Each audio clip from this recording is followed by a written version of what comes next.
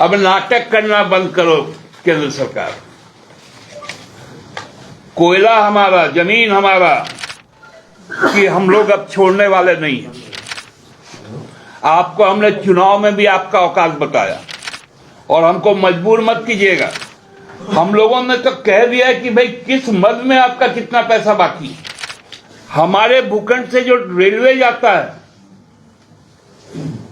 उसमें जो माल ढुलाई होती है उसका भी फ्रेट पर अब हम अपना रॉयल्टी लेंगे। अब यदि लड़ना ही है केंद्र सरकार से, राज्य सरकार तैयार है। इसलिए जो गलतफहमी भाजपा के लोग फैला रहे हैं उस पर अब अंतिम कील ठुकने वाला है। लेकिन जो डॉक्यूमेंट वेरिफिकेशन का काम हो रहा है वो अंतिम रिजल्ट नहीं होता। हमको लगता है कि देश को भ्रम में डालने के लिए केवल बिल को लाया गया। जवाहर साथियों, आप सब ज्ञात होगा कि हम लोगों ने चुनाव से पहले जब कोविड काल का जो दौर था वो समाप्त हुआ तो सबसे पहले 2022 में माननीय मुख्यमंत्री ने राज्य के विकास को और तेजी से आगे बढ़ाने के लिए केंद्र के पास जो हमारे बकाए हैं उन बकायों के मद में तत्कालीन कोयला मंत्री पीयूष गोयल जी को एक पत्र लिखा था कि हमारे राज्य से आपने अभी तक जो भी कोयले का उत्खनन किया है, लोगों को डिस्प्लेसमेंट का सामना करना पड़ा, पर्यावरण को नुकसान हुआ, इन तमाम मुद्दों पर जो हमारा जो रॉयल्टी है, जो हमारा जो प्राप्य है वो 1,36,042 करोड़ रुपए हमको आप दे दें। उसके बाद आपको ये भी याद होगा कि तत्कालीन जो कोयला मंत्री थे उन्होंने रांची आने का काम किया, झारखंड मंत्रालय में जाकर माननीय मुख्यमंत्री से मुलाकात की और उन्होंने ये भी कहा सार्वजनिक तौर पर कि झारखंड का जो बकाया है वो जल्द से जल्द हम पूरा कर देंगे। लेकिन जैसा विश्वसनीयता का संकट भाजपा को है वही केंद्रीय मंत्रियों का भी है। केंद्रीय वित्त मंत्री से जब संसद में पूछा गया कि भाई प्याज का दाम क्यों बढ़ रहा है तो उन्होंने कह दिया था कि मैं तो प्याज खाती नहीं। माननीय मुख्यमंत्री जी का वो उसके बाद एक खुला पत्र भी आप सबके सामने आया है जो प्रधानमंत्री जी को लिखा गया था। उसके बाद चालू सत्र में हमारे एक प्रिय साथी हैं जो कांग्रेस के थे और अभी तो आधिकारिक तौर पर वो निर्दलीय हैं, श्री राजेश रंजन जी, वो भी झारखंड चुनाव में आए थे और जब इस बात को उन्होंने समझा कि जो जायज पैसा है झारखंड का, झारखंड के लोगों का, वो केंद्र सरकार को देना चाहिए, तो उन्होंने एक सवाल डाला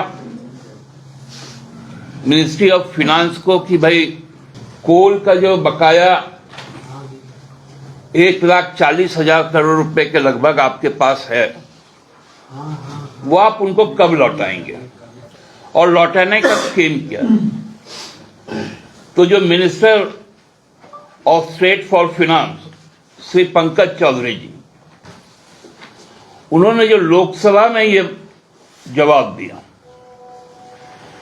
इसमें कहीं पर भी कोल इंडस्ट्रीज के बारे में उल्लेख ही नहीं। चालाकी देखिए पंकज चौधरी जी का, बड़ा तेज बनते हैं ये लोग।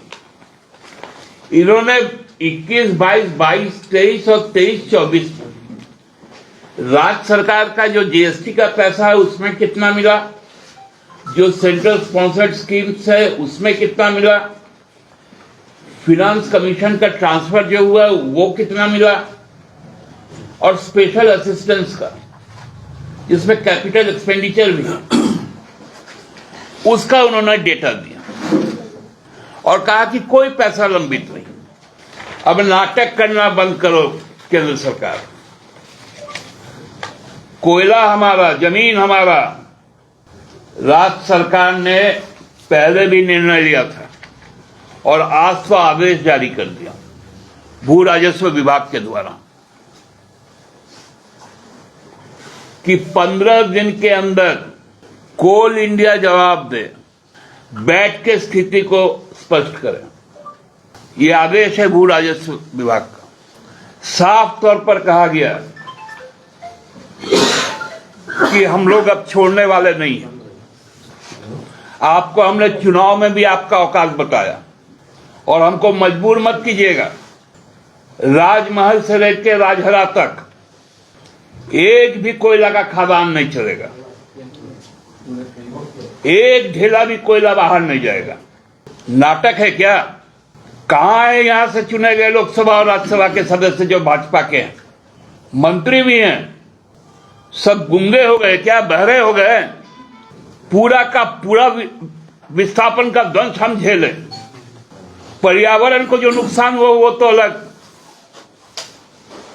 जंगल काटे गए, कई एलर्जिक डिजीजेस हुई जिसमें टीबी और मलेरिया महत्वपूर्ण है, और ये चालाकी कर रहे हैं। हम लोगों ने तो कह दिया है कि भाई किस मद में आपका कितना पैसा बाकी है। माननीय मुख्यमंत्री जी ने जो पत्र लिखा था उस पत्र में सारा डिटेल कि भूमि अधिग्रहण में कितना बाकी है, जो कोल वाश होके जो होता है उसमें कितना पैसा बाकी है, जो सूद हमको मिलना है उसमें कितना पैसा बाकी है। ये तो प्रधानमंत्री जी को पूरे ब्यौरे के साथ दिया गया था। हमारे पक्ष में उच्चतम न्यायालय का आदेश आया कि रॉयल्टी टैक्स नहीं है। सुप्रीम कोर्ट ने अपने 9 सदस्यीय फुल बेंच कॉन्स्टिट्यूशनल कहा कि रॉयल्टी जो है, सेस जो है, वो टैक्स के दायरे में नहीं आता है। अब तो हम ये भी जोड़ेंगे, हमारे भूखंड से जो रेलवे जाता है उसमें जो माल ढुलाई होती है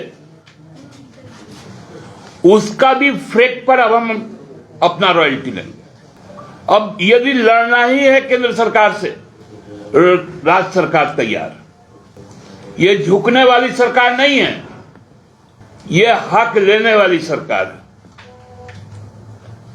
जनता को जनता का हक मिले, इसका सुनिश्चित हेमंत बाबू कर रहे हैं, और झुक के और मांग के नहीं करेंगे। तुमसे ले लेंगे, ले लेंगे। इसलिए जो गलतफहमी भाजपा के लोग फैला रहे हैं उस पर अब अंतिम कील ठुकने वाला है। कोयला कंपनी के अधिकारी लोग समझ लें, तुम अपने घर से पैसा नहीं दे रहे हो, या कोई भी जो प्राइवेट प्लेयर यहां पर आया है जिसको कोयले का खान ऑक्शन में मिला है, वो सभी कंपनियां सुन ले, पहले राज्य सरकार का पैसा जमा करे, फिर एक फावड़ा चलाए, नहीं तो सब फावड़ा बंद हो जाएगा। आज सीजीएल परीक्षा पे हाईकोर्ट का एक निर्णय आया है, इस निर्णय को जेएमएम में देखती है?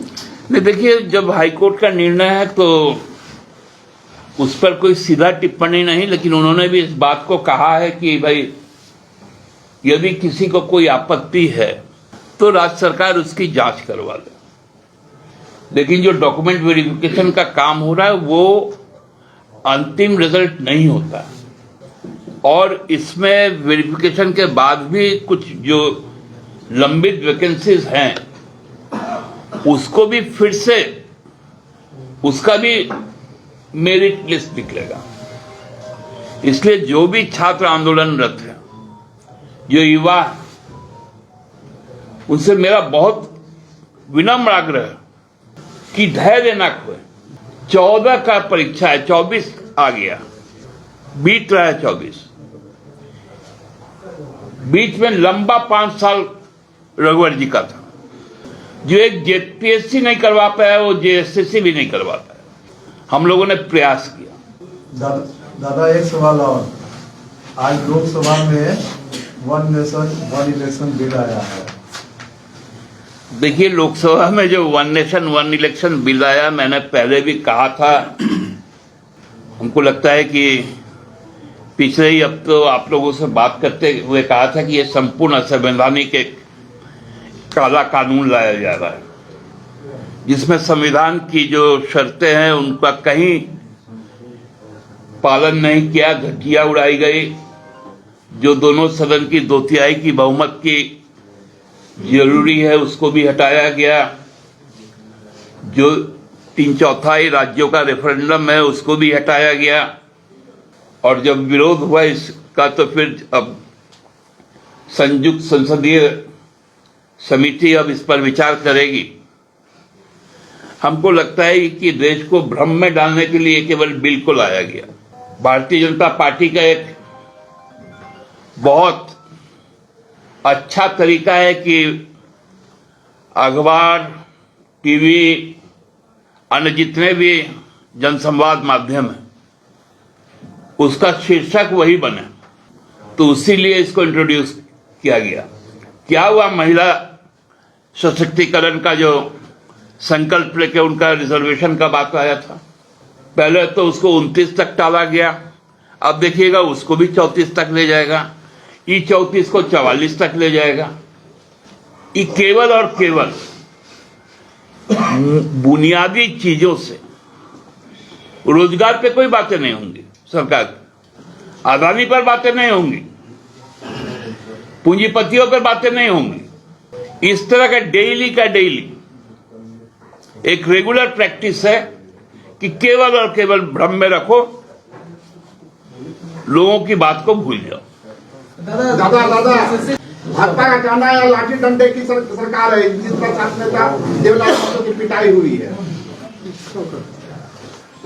सुनिए ना,